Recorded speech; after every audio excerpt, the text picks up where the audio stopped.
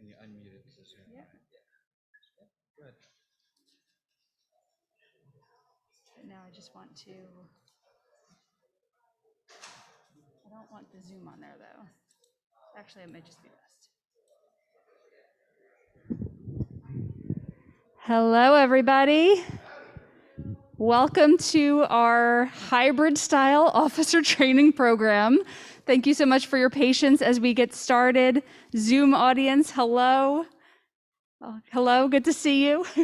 Hopefully you can all hear me okay, but if there's any issues, please go ahead and type in the chat. We have members of our team kind of monitoring the chat while we are presenting and focused on our in-person audience.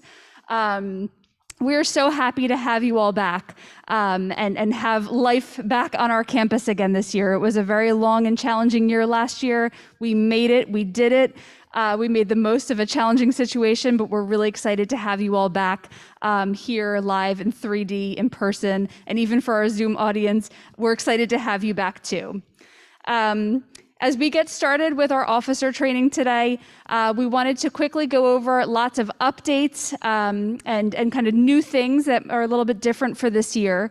But wanted to start by giving you an overview of what officer training looks like. So when you came in today, you should have received a copy of the officer training schedule. And for those on Zoom, hopefully you got the version that I emailed out earlier today. We are doing officer training today. Today is going to really cover kind of like the core, the basics, the ins and outs of what you absolutely need to know as you kick off this year. Tomorrow, we have a variety of different sessions that you can kind of pick and choose, maybe divide and conquer amongst your e-board to see which sessions you would all like to attend. All of our sessions will be happening live and in person, but we're also going to be offering all of our sessions on Zoom as well. So on Osprey Hub, there is an event for every single session happening during officer training. So if you would like to come in person, we obviously welcome you here. If you would like to join us through Zoom, you would go into the event description for each session to find that link. Lastly, all of our sessions will be recorded and will be put on our student development YouTube channel following officer training. So probably by midweek next week, you can expect to find those up on YouTube. So even if you're here in person, but there's another session that you weren't able to go to, you can go back and watch that later.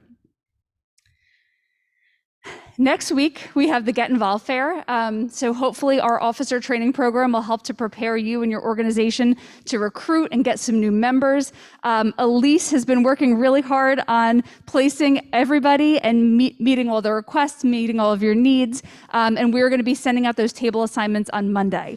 So if you're like, I registered, but I haven't heard anything yet, that's okay. Nobody's heard anything yet. But we are going to be sending out those table placements on Monday.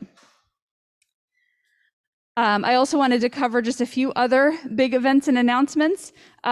This year, we're excited to have University Weekend back in action. Last year was a University Weekend to go. All of our programs were virtual last year, except for maybe one or two.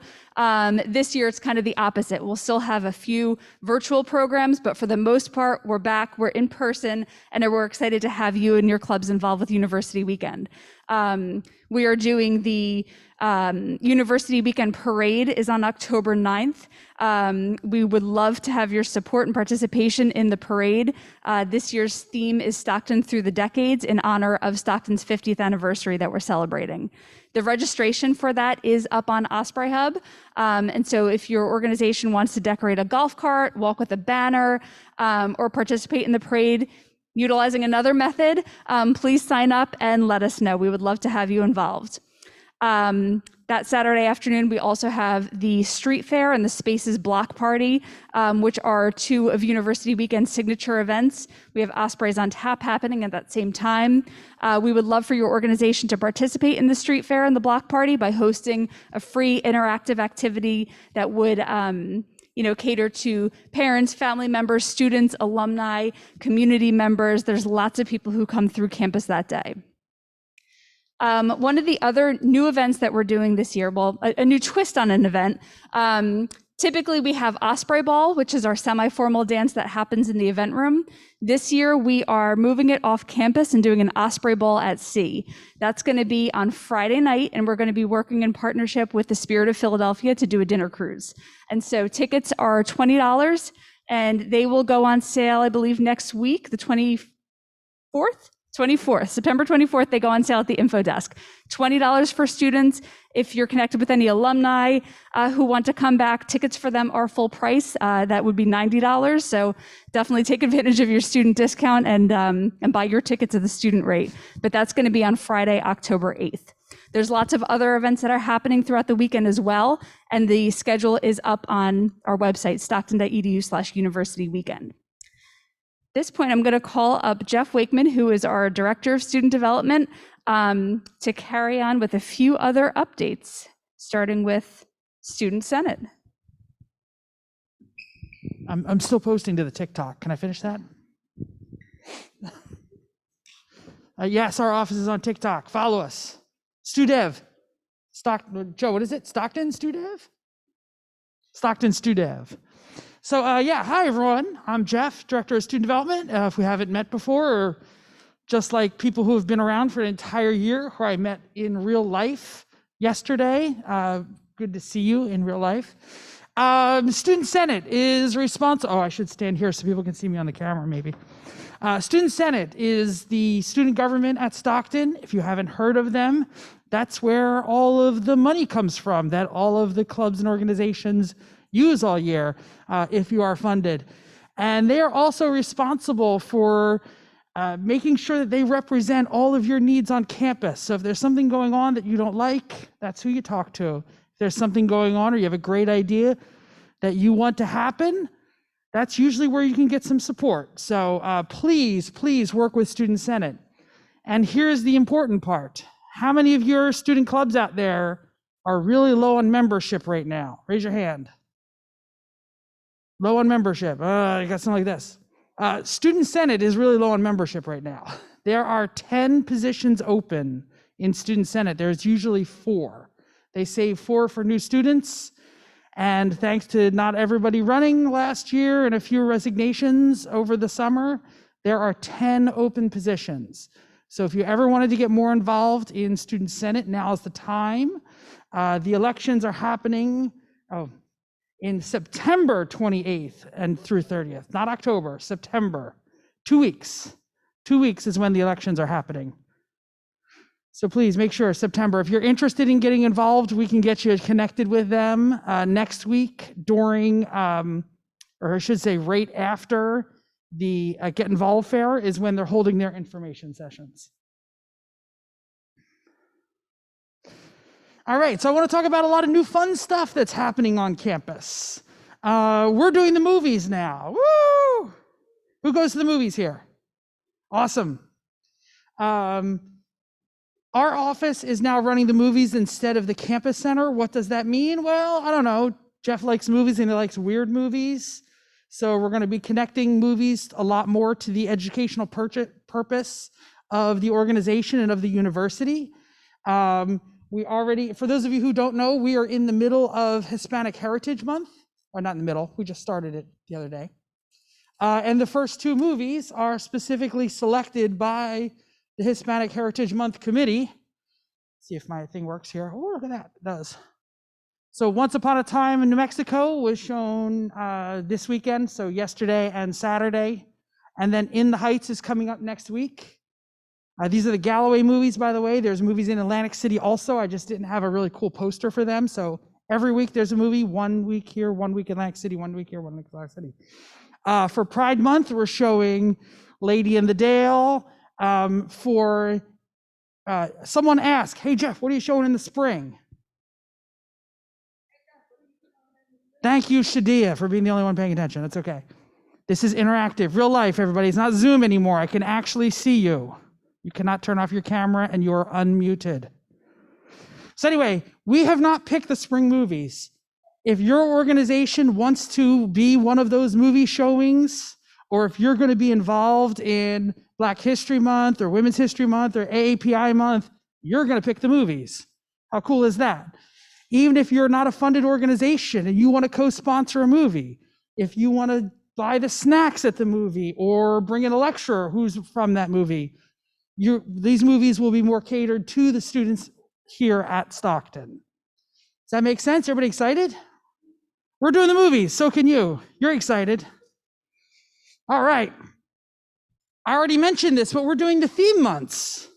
Theme month committees for Hispanic Heritage Month, Multicultural Month, Women's History Month, Black History Month, and AAPI Month, and LGBTQ Month are all happening as we speak. Either the month is happening or the planning is happening, and we want you to be involved. Is Jackie here today? I'm looking for Jackie because I'm going to talk about you. Okay. I spoke to a president today who is from a club, and she was talking about programming, and she was like, oh, I really want to get involved in, doing some more programs, but we don't have a whole lot of money. We don't have a whole lot of ideas. And I said, why don't you join up with like Black History Month or Women's History Month? Because it was a pre-law group. And I said, we would love to talk about women lawyers or women in the law during Women's History Month. And she was like, great, we're doing it. All right. So that's what we want. We want more cross-pollination between the clubs and organizations and the cultural theme months. So if you have any crossover with any of those, please join the committee. All of the assistant directors in student development have one of those months, and they will send an all call for people to join the committee. Please join those committees. We're doing the yearbook. Is Anthony still in the room? Oh, Anthony's outside. So one of the things that we also took over recently is the yearbook. For those of you who don't know, this is the 50th anniversary of Stockton, and we're doing a special 50th anniversary yearbook. We want that to be more student driven. So Anthony, who works in our office, he just graduated. You might know him. He was the vice president of Student Senate last year. He's working for our office now, and he's advising the yearbook and trying to get more students involved. So if you want to be involved in making the yearbook, please see us. And Multicultural Center. It has been asked for a very long time. Student Senate has been working on it, and I probably have to reshare, right? Because I'm on Zoom.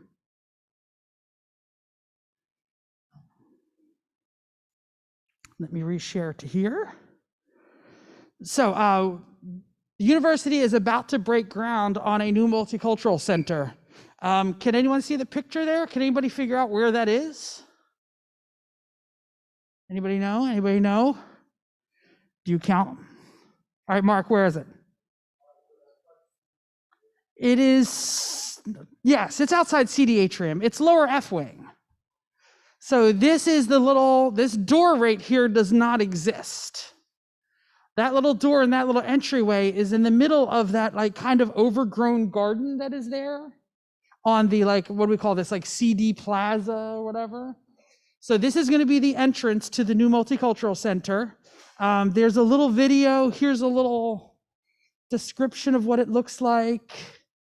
See, can I get, yeah, there we go.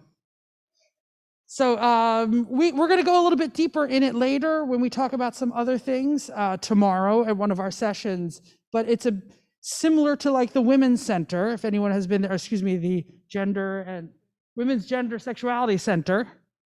It's going to be a place not only where there are offices, but also where there is a lounge and resources. So we hope you can get involved with that.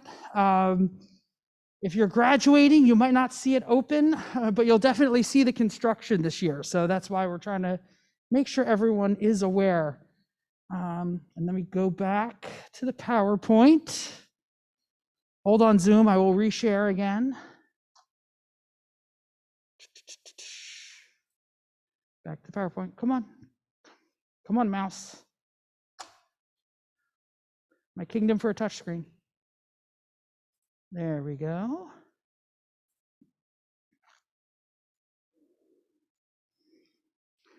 All right, so the Multicultural Center is coming. You will see that construction, you will see that groundbreaking, and hopefully you'll be involved. Let's see, does this advance? It does not. All right, here's some new, not so fun stuff. For those of you who were doing lots of financial things during the COVID, you might have realized that everything is taking a lot longer. That is absolutely 100% true. There is more paperwork and more approvals that need to happen for every single dollar that we are spending through the clubs and organizations, through the entire university. But You don't care about that. You only care about the clubs and orgs. So for all basic purchases, I want to go buy something. I want to go do this. I want to take the credit card out. We need 3 weeks. We need 3 weeks to get that processed. Travel, we need 6 weeks. You're saying, but I wanted to go somewhere in October. You better see Miss Renee August 15th. So get in your time machine and go back and find that, okay? Everything is taking so much longer. They also are requiring travel paperwork. This is a weird little thing for virtual conferences. It's less travel paperwork, see us, but just know that we are going to need more lead time for even virtual conferences. All right. The student development assistant director advisors and me are going to have to deny things that don't make the time commitment. All right, so if you come in with a great idea and it's for next week, Joe is going to say, that is a great idea. How do you feel about November 1st? All right, so please, please, please give us as much lead time as you can. These are minimums. Some things will take even longer. No reimbursements. We are not allowed to reimburse students anymore. So if something doesn't go right and you run to the supermarket and you buy something, we used to be able to get you on the other side with a receipt. That cannot happen anymore. Excuse me. They will not allow that purchase to happen anymore, okay? The university entered agreements with 2 different apparel vendors and have got us much reduced rates for those 2 apparel vendors. But the other side is now we have to use those 2 apparel vendors unless we have some really compelling reason to use a different vendor. I guess the question. What are the vendors? Lucky Dog and Ace, right? Quality Concepts. We can get you those contact information. All right. Credit cards. The credit cards we used to be able to basically check out and use for a lot of different things. They have closed the door on all of that because they want to make sure that there is paperwork in place to make sure tax implications and a bunch of other really confusing things that have to do with the state of New Jersey are taken care of. So the only thing we can really use credit cards for now are like going to a store. And the stores are limited also. So anything that is a service, if the DJ or the trophy company is like, oh, just give us a deposit with a credit card, we can't do that anymore. We also can't use the credit card for tickets to events, which is a huge pain in the ass. Am I allowed to curse up here? I'm in charge, whatever. We know this is terrible. We've been trying to figure this out for as long as they've been telling us about it. And the worst part is they come up with new stuff all the time, and we're going to do our best to communicate it to you, but it's only in times like this where we really get to be able to make that communication. So I put the websites down here. I don't know how many of you go to the websites, but the websites have a lot of this information, our student development websites. All right, let's go back to some other things. Everybody wants to know.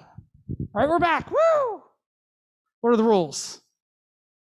All right, the rules are pretty easy. It's a lot easier this year to do stuff than it was in the past year. Even if you were on campus, we had a lot of really crazy things.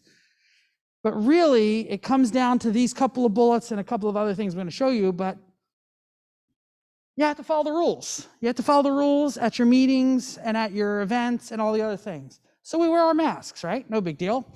But things might change. So as the university puts out a guideline for classes or for being on campus, just know that counts for all of your events too. All right, the Delta variant is real. Not every single person at Stockton was able to be vaccinated. Some people could not be vaccinated. Some people have young children at home who are not vaccinated and they don't want to bring home the Delta variant. So we wear our masks. Is the game club here? Gaming club? Gaming club in the house? No, you're not here? I was going to give you a good shout out.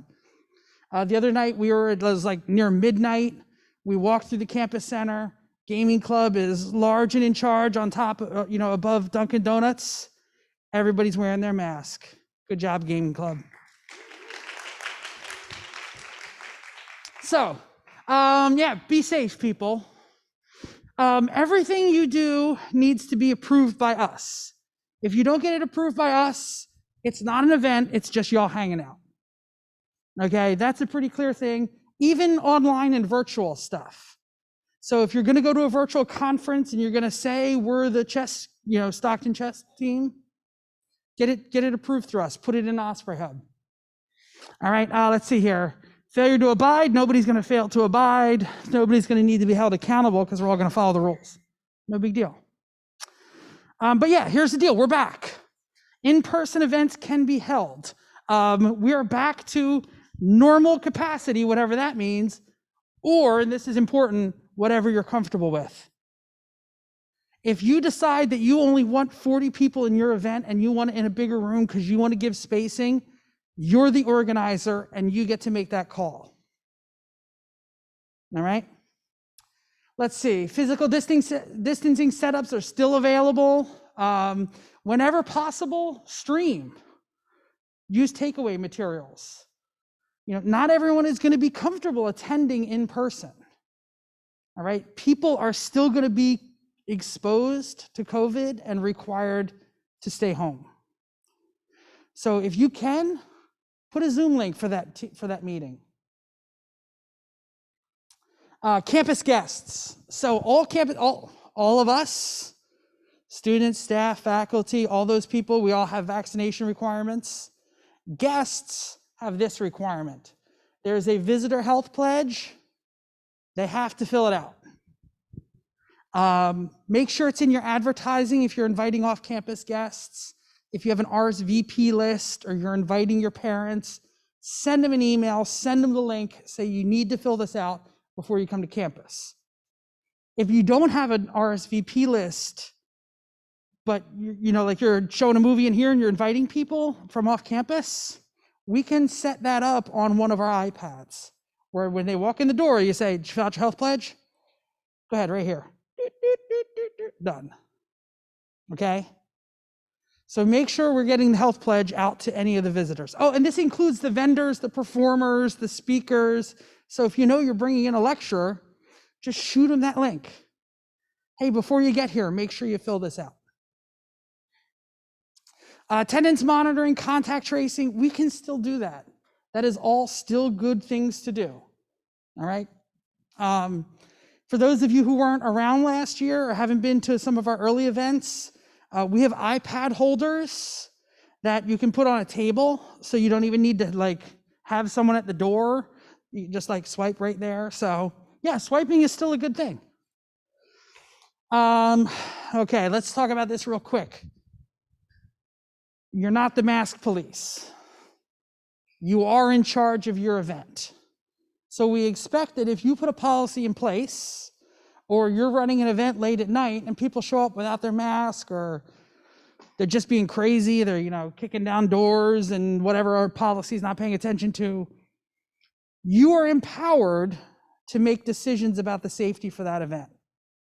Ask someone nicely, "Hey, did you forget your mask? They're available downstairs at the campus center desk. Hey man, we need masks for this event. You're done eating, please put on your mask." All right? You don't have to be mean about it. I don't want you getting into a fight about it. I don't want you putting yourself in a position that is dangerous trying to get some idiot to wear their mask. All right? Remind them, tell them once, tell them a second time. If you got to do a third time, open up the computer and do an incident report.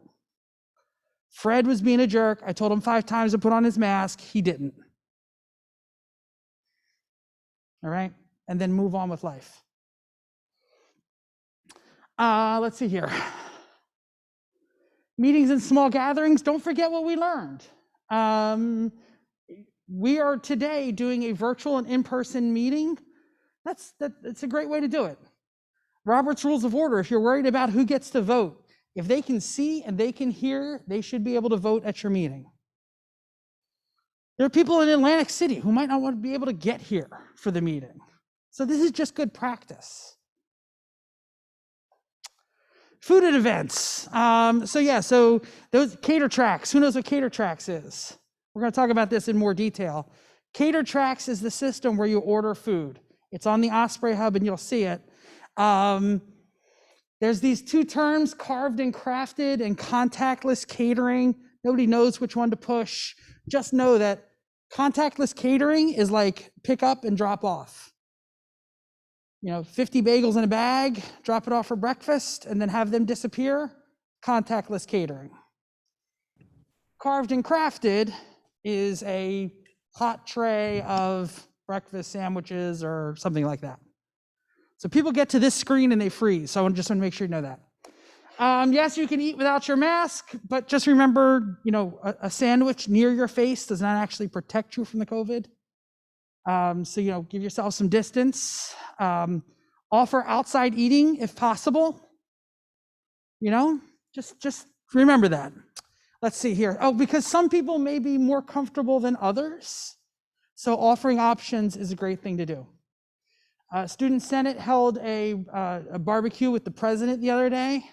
And the first thing he said is, there are tables outside if you'd be more comfortable eating outside. Some people went inside, some people went outside. That's the kind of thing we want to look at. Make sure everyone is comfortable attending your events, and not everyone's comfort level is the same as yours. Bake sales. We are currently allowed to do bake sales. That was something a lot of people asked. But let's be smart about it. A big piece of pie that you're going to cut up in front of everybody is not nearly as safe as individually wrapping pieces of pie that you baked at home. Be safe about it. Trips and off-campus events. We are also okay to go on trips. Travel may be approved only if the COVID safety protocols are the same as around here. What does that mean? That means that if there is a conference going on in Texas, I won't beat up on Florida every time, and that conference doesn't have a masking policy, we might not be able to go. Okay?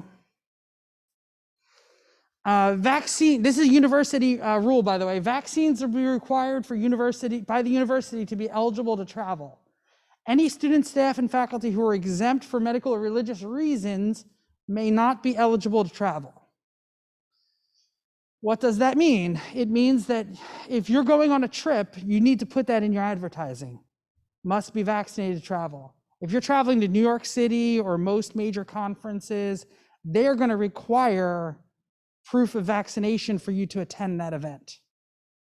So you might have to tell your Stockton brothers and sisters and co-friends and whatevers, if you're not vaccinated, don't buy this ticket, because you're not going to get into the theater unless you have that card. Work with your StuDev advisor to work this out. It's not always easy to kind of figure this out, but we want to make sure we do this right. The last thing we want is someone to get to New York City and try and get into that Broadway show and say, no, it's okay. Stockton said I don't have to have a vaccination. Well, that's not getting you in. And now you're on the street and you don't get to see Lion King. We wear masks on the transportation. We know that. Higher risk activities. I talked about this last year and it went great. If you're doing something that is like athletic events where you're going to be competing with people at other campuses, things you're going to be sweating on each other and breathing on each other, and maybe we're not going to be able to wear a mask while we're, sword fighting at the fencing competition. I don't know. Fencing wears masks, though, don't they? That's a bad reason. Anyway. If you're doing something that is more dangerous, by the way, singing or being in a theater is more dangerous because we know that COVID gets spread this way. That's why I'm wearing my mask while I present. Talk to us. Give us a plan. Tell us what exactly it is that you're going to be doing while you're out there. All right, Stockapella in the house? Stockapella in the house? Everybody who I'm going to give good shout outs to, they're not here. Or they're not raising their hand, which is probably what's going on. They're going on a retreat. They're going to a camp. They sing. There is a one-page description of all the policies that they're going to be doing at that camp. It was great. It was perfect. I approved that event. All right. Here's a new one. Higher risk activities. All the fun stuff. We've been working with our risk management office because we were tired of going back and forth and asking them every time, hey, can a club do this? Hey, can a club do this? Hey, can a club do this? So he basically set some ground rules. We're not, you are all currently part of Stockton because being recognized by Stockton makes you part of Stockton. You carry Stockton's insurance, you're not a fraternity or sorority, which carries their own insurance, or you are a fraternity and sorority and carry your own insurance. These are the things, the kinds of events that we're not going to be able to approve, all right? Firearms training and shooting sports, fireworks displays, skydiving, flying lessons, automotive racing. Yes, I'm a little upset by that one. I'll get over it. Ownership of specialized equipment in need of specialized care, specialized insurance or training, such as rock climbing equipment, kayaks, boats, motorized transportation. I'm not going to let you buy a car because you have to have insurance to drive that car and a registration to drive that car. So we're not going to be able to do that. Paintball equipment, weapons, knives, or torches. That doesn't mean you can't rent these items. It means you can't buy these items. You can go to a paintball establishment and paintball gun fight. I'm not going to let you buy one and keep it for the club. Does that make sense? All right. Some things are going to require special insurance or event insurance. Open ocean swimming, ingestion of things not commonly understood to be food, eating contests. Renee, what rule is that? No, not eating things not normally considered food. The bugs, right? We had a bug eating club here for a little while. And every time they wanted to eat a bug, the insurance company, the risk management at Stockton made them buy event insurance. Lauren, you advised them. What did it cost every time? A few $100s. We have a new risk manager. If you want to eat a bug, we can get back and talk about it. And this one is interesting. Eating contests. Eating contests. I know some of the organizations here have done eating contests. I've participated in the spiciest ramen contest at one point here. They're actually kind of dangerous, and we want to avoid those. What is that? No choking, please. Exactly, it's a choking hazard. Or more likely, you're likely to eat something at an eating contest that you might be allergic to. So notice that's in the may require insurance, not that we're not going to approve it. So talk to us if you have an eating thing, fastest peanut butter and jelly, I don't know. Interacting with wild or domesticated animals. Yes, if you're bringing therapy dogs here, there's some extra insurance paperwork and things that need to be done. Active minds in the house, you've seen that paperwork, you know what's going on. Impact sports, fire larger than a barbecue. All right, barbecue, campfire, cool. Bonfire, we might need some insurance. All right, we're doing a Burning Man thing, we're definitely gonna need insurance. And a fire permit. Well, we need a fire permit even for the barbecue, so. All right. New funding limits. It got a little crazy during COVID. We bought a lot of really expensive sweatshirts and jackets and things, and that was okay because we weren't allowed to have activities, but it kind of alarmed the people above us. And they asked us to put in some policies that will, stop everybody from giving away all of your money so that you can wear it on your back. So new policy here. Any personalized, these are funding limits. So you should not buy ... Any personalized equipment, uniforms, or apparel that will not be returned to the organization that is over $75 in value. All right. The basketball team gives its jerseys back every year. Okay. And their sneakers and whatever else is part of their uniform. That's the kind of policy that you should have for your club or organization. Over 75, that means you can buy some polos, you can put your name on it, this is not a $75 item. But if we're talking about really, really expensive stuff, suits of armor, I don't know what else we're doing out there,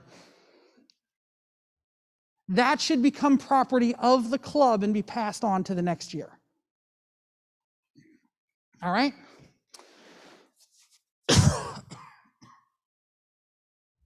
All right, let's see here. Or if you really need that suit of armor, and the suit of armor is really specifically given to that person because you measure someone for that suit of armor, that's cool. The person going home with it should be required to pay or fundraise 20% of its value. Make sense? Nobody wants to wear yet last year's sneakers after you've sweat in them all year long. All right, any event with an expected cost of over $100 per student. Remember, this is we should not do. Any event with an expected cost of over $100 per student without a ticket price. Does that mean you can't go on that you can't do that thing, like Hamilton that costs $100 ticket? No, you just have to have a ticket price for it. All right? This is not meant for you to stop going to those events. It's kind of meant for you to make sure that you're buying maybe the cheaper tickets. All right? So if you have something that's over $100, have a ticket price. Ticket price should be approximately 20% of the cost of the event. Professional development conferences are not really included in this. So if you're going to a conference that's, you put in the airfare and the hotel, it's going to be way over 100. We understand that, but that's professional development. That's not an event. And this one is interesting. Funded organizations should not carry more than $10,000 or more than 50% of their annual budget year to year. We're all nonprofits. If you have more than $10,000 in your revenue budget, it's time to start spending that. Okay, we shouldn't be funded organizations. If you're externally funded, I don't care what you do. But if you have $10,000 in your savings account, the student activities fee should not give you more for next year. You should spend some of that 10. If you raise that for kids with cancer, write the check that you fundraised it for. This year's activities fees are for this year's events. You shouldn't carry it year to year to year to year to year. All right? And the little asterisk there, that says this does not include SET's ticket revenue. Because when does SET make all its ticket revenue? Concert, which happens at the end of the year. So they spend that in the next year. All right, new prize clarifications. This is not new. This is just phrased a lot better now than it was in the past. Okay? If you have a student activities fund prize, that means it comes from your budget. You shouldn't be giving that to non-students. All right? If you're doing a gift card, if you're doing all of those kinds of things, a student should win that prize. All right? And I'm not talking about like trophies and things like that. That's not a prize, that's a trophy. Student activities funded prizes should be awarded in some sort of public way. If it's a judged contest, like a dance contest or the car show, you know what? It would be weird if a student judged that and awarded it to their roommate. So maybe get some alumni judges, maybe ask your StuDev advisor to judge, find something like that. And then the last one is Student activities funded prizes should not be awarded to a member or officer of the sponsoring organization. Yeah, that looks weird. That looks weird. You're playing, like you're gonna draw a number out of a hat, and it's like, oh, the vice president just won the biggest prize. Everybody looks at you and goes, what? That is student-funded prizes, student activities funded prizes. If you're buying anything out of your revenue, none of that matters. Okay? If you want to do one of these things, that's cool. Buy it out of your revenue. All prizes, even the ones that you paid for out of your revenue, should be limited to $50 unless approved by the director of student development. I didn't make up that rule. That was the rule before I got here. And that should be something cool.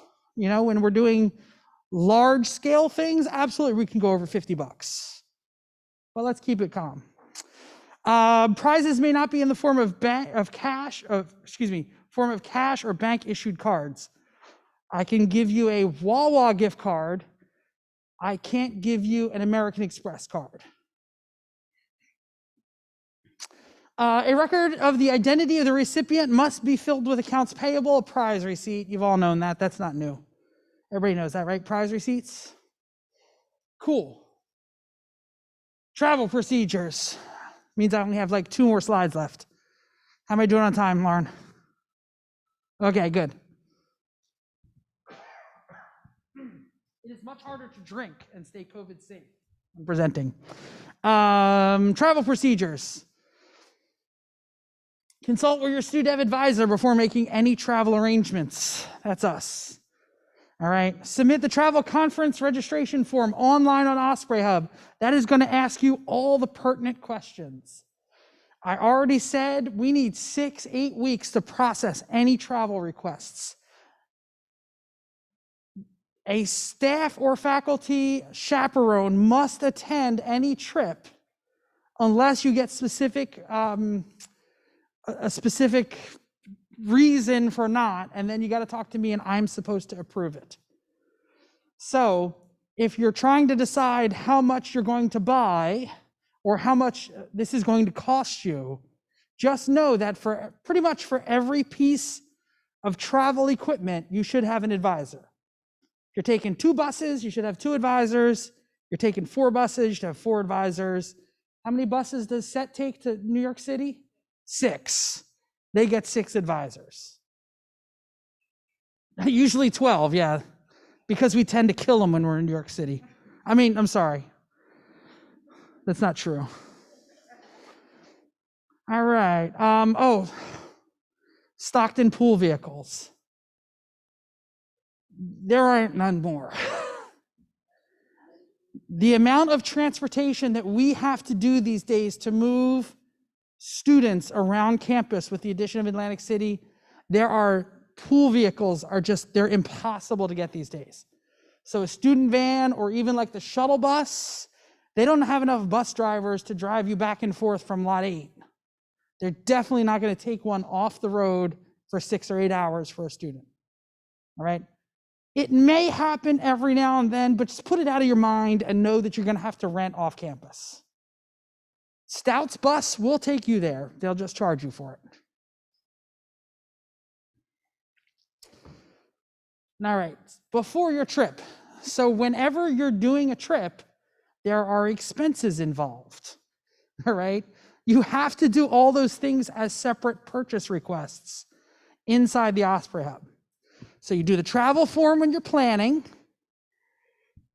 and it says that it's going to cost us this much for the bus and this much for the tickets and this much for the lunch. And then you have to do a purchase request for the bus and a purchase request for the tickets and a purchase request for the lunch. That makes sense? Multi-step process. Oh yeah, and then after your trip, you have to submit all your receipts.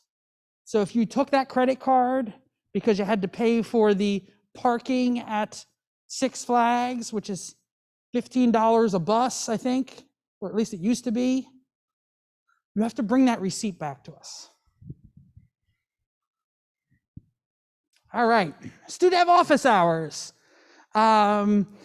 Because we added a few staff and we're moving a few staff around, and Craig Stambaugh moved and the pantry moved. We didn't even talk about the pantry moving, but that's another topic.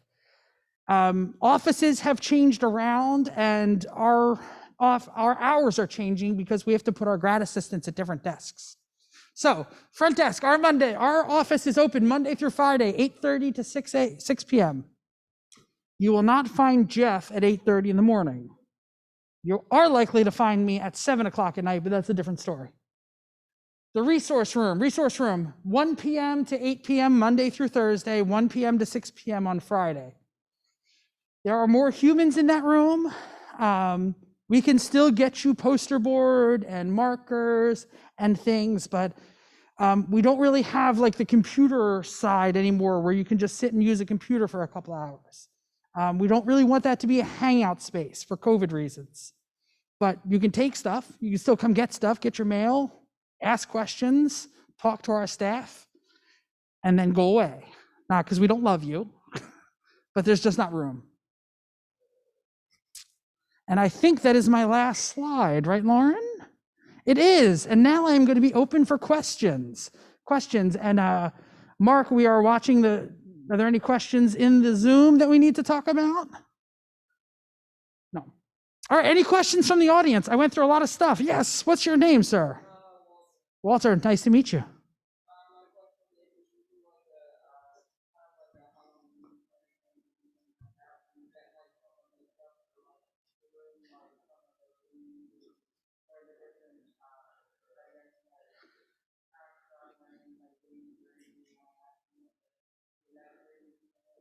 Yeah, 3 weeks in advance to really to go shopping at a store. If you're going to take that credit card to a store, like the Halloween store and buy your decorations and stuff, start that 3 weeks out, because at about 2.5 weeks, then it's going to be all done and you're going to be able to take that credit card out. You can't do the paperwork today and expect to get the credit card tomorrow. Question?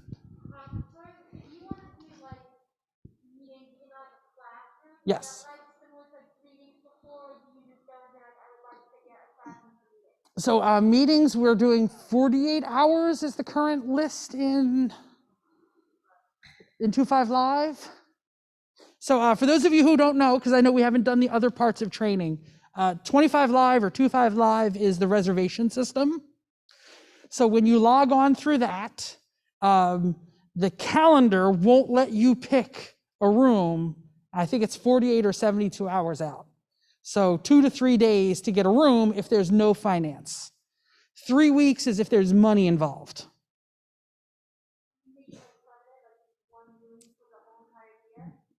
Depending on the room, yes. You mentioned that it was going to be harder to get the stock and full vehicle. Yes. That include the vans. Yes. Yes, very much so. I am on a committee that is doing the new pool vehicle process, the policies. It has gone from like 4 sentences to 4 pages, and it includes a lot of things like overnights and mileage limits. So find us if you're doing a big trip. Are you a geology club by any chance? Yes. Yeah, come find us. You're gonna have to rent to go camping. Yes. When do you get, okay, so Rebecca, who is not here, can give you access immediately if you email her who your officers are and who needs access. For all of you out there who don't do that, when we roster verify, she's going to give access to everyone who's an officer. Have you finished your Osprey Hub yet? No, that's okay. It's not due yet, but that's what we base it on. So if you need office access quicker, just talk to her. It's a work order and it's going to take like a week.